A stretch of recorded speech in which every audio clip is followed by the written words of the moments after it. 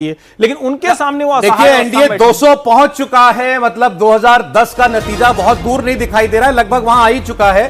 200 पर इस वक्त एनडीए आपको खड़ा हुआ दिखाई दे रहा है, आरजेडी 28 पर, और फिर 2010 की बात होगी तो 22 थी, 28 पर तो वो आ ही चुके हैं। कांग्रेस पार्टी ऑलरेडी उस पर पहुंच चुकी है। 2010 में 4 सीट 22 पर थी, सबसे कम जो लोएस्ट था उसका, और वो 206 पर था एनडीए जो। लालू जी के परिवार से कोई नहीं जीता। और इसमें अगर हम थोड़ा और हटा लें तो ये जैसे कितनी सीटें दिख रही हैं, 28 में 4 हटा लें कांग्रेस के तो बच गए 24।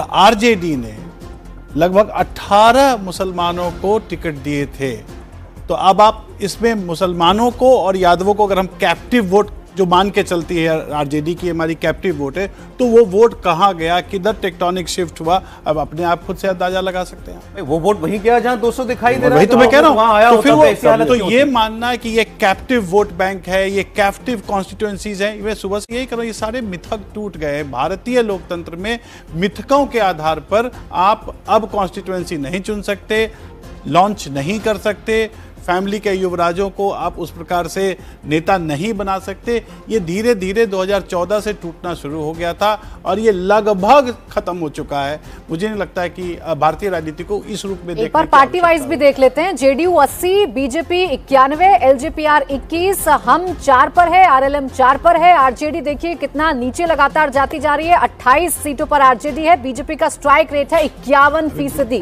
91% यहाँ पर भारतीय जनता पार्टी का जो स्ट्राइक रेट है वो आ रहा है। जेडीयू की बात करें तो 101 सीट पर जेडीयू लड़ी थी, 80 सीट पर इस वक्त जेडीयू ने बढ़त बनाई हुई है। और एलजेपीआर 29 सीटों पर लड़ी थी, माना जा रहा था कि सिर्फ 2 सीटें ऐसी हैं जो जीती हुई हैं, 27 सीटें बड़ी टफ सीटें दी गई हैं एलजेपीआर को, लेकिन 21 सीटों पर एलजेपीआर ने भी बढ़त बनाई हुई है। आरएलएम और एचएम की बात करेंगे तो दोनों 6-6 सीट पर चुनाव लड़ रहे थे और 4-4 सीट पर दोनों आगे चल रहे हैं। कुल मिलाकर एनडीए के तमाम घटक दलों को जनता का साथ मिलता हुआ नजर आ रहा है। और बेहतर कोऑर्डिनेशन वाली जो बात लगातार कही जा रही थी, वो बेहतर कोऑर्डिनेशन है कि सब में वोट बटा है, जो वोटों का बंटवारा, जो वोट एक दूसरे को क्या शेयर करवा पाए हैं, क्या एक दूसरे को दिलवा पाए हैं, तो वो सब कुछ हुआ है। क्योंकि जेडीयू का स्ट्राइक रेट आप देखिए 80% है, 80% जेडीयू का स्ट्राइक रेट है, जिसे माना जा रहा था कि कमजोर हो सकते हैं। भाई नीतीश कुमार के चेहरे को लेकर फटीग आ गया है, ये कोशिश की विपक्ष ने नैरेटिव बनाने की, लेकिन ये सारे नैरेटिव ध्वस्त हो गए हैं।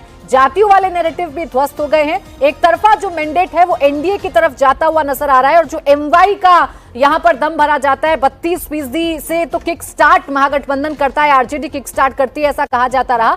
अभी तो कम से कम वो भी नजर नहीं आ रहा है, यानी ये वोट बैंक भी बिखर गए। मैं ये कह रहा हूँ प्राची की एमवाई ध्वस्त नहीं हुआ, एमवाई तो बहुत शानदार तरीके से आ गया, बस वो मुस्लिम यादव नहीं रह गया, वो महिला यूथ हो गया। और इससे खूबसूरत क्या है कि वो जिसको हम बार बार कहते हैं कि अगर आपको डेवलप्ड कंट्रीज में शामिल होना है तो इस वाले से तो निकलना पड़ेगा। हम ये नहीं कह रहे किसी एक चुनाव से मान लीजिए कि सब निकल गया है, जाति इतनी आसानी से नहीं जाती है, लेकिन इसको अगर कोई तोड़ पा रहा है तो वो नरेंद्र मोदी की ही राजनीति है, वही स्टाइल ऑफ पॉलिटिक्स है जो चाहे यूपी हो, चाहे मध्य प्रदेश हो, और गुजरात तो पहले से उस दिशा में रहा जहां मतलब 0.8 भी नहीं है, शायद वो घांची तेली समाज से आते हैं और सोचिए कि वो इतने सालों तक राज करते हैं, देश के प्रधानमंत्री हैं। तो अगर हमको डेवलप्ड कंट्री की तरफ जाना है तो जाति के इस वाले जो घृणा वाले हैं उससे तो बाहर निकलना पड़ेगा। योगी जी की भी 18 जो रैलियां हुई हैं उसमें से 16 सीटों पर पार्टी लीड कर रही है बीजेपी, इसका भी योगी आदित्यनाथ जी की 16 सीटों पर।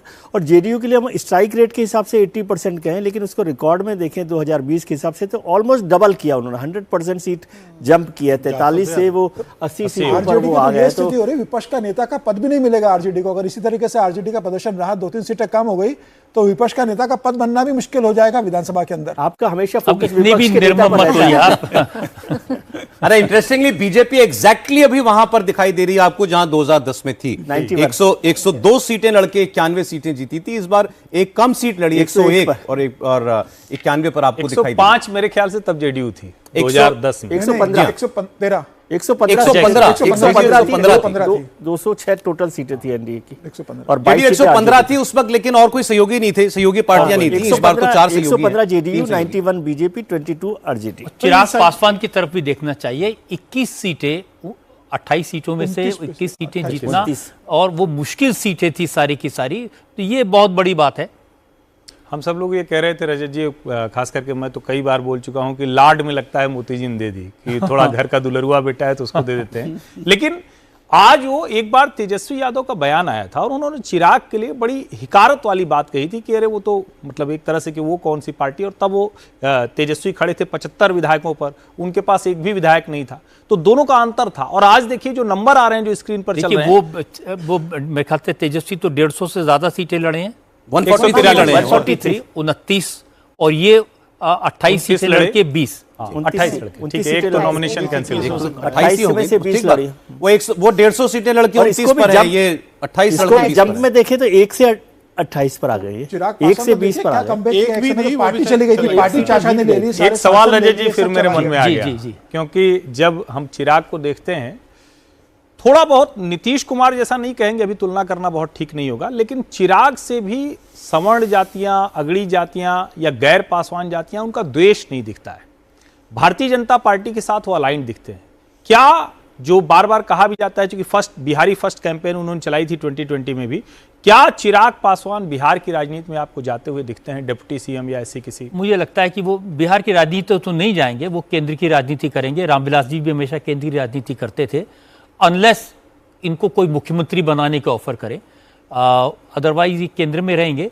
लेकिन बिहार की राजनीति पर इनकी पकड़ अच्छी है, समझदारी अच्छी है, और रामविलास जी की जितनी समझ थी उससे थोड़ा सा ज्यादा है, और उनसे ज्यादा मेहनती हैं ये दिखाई दे रहा है। लेकिन सर इसमें एक चीज आप समझाइए, आप भारतीय जनता पार्टी को इतने लंबे समय से समझते हैं, बिहार में इतना बड़ा ट्रैक रिकॉर्ड है, क्यों भारतीय जनता पार्टी इतने उत्तर भारत के सारे राज्यों के बाद भी बिहार में अपना नेता नहीं बना पाई? कई सारे राज्य हैं, सिर्फ बिहार नहीं है। देखिए उत्तर भारत, झारखंड में भी कोई ऐसा बीजेपी का लीडर नहीं है। ये बहुत समय तक महाराष्ट्र में कोई ऐसा बड़ा लीडर, तो वक्त के साथ कई सारे ऐसे राज्य हैं जहां पर नहीं है। 20 साल से तो मतलब अच्छी पोजीशन दिल्ली में अब लीडर नहीं था कोई, अब एक किसको चांस मिला, इन्होंने अपने आप को वाकई में दिल्ली का लीडर स्टैब्लिश कर लिया है। तो राजस्थान में वसुंधरा के बाद कोई दूसरा लीडर नहीं है, तो ये बीजेपी की प्रॉब्लम है।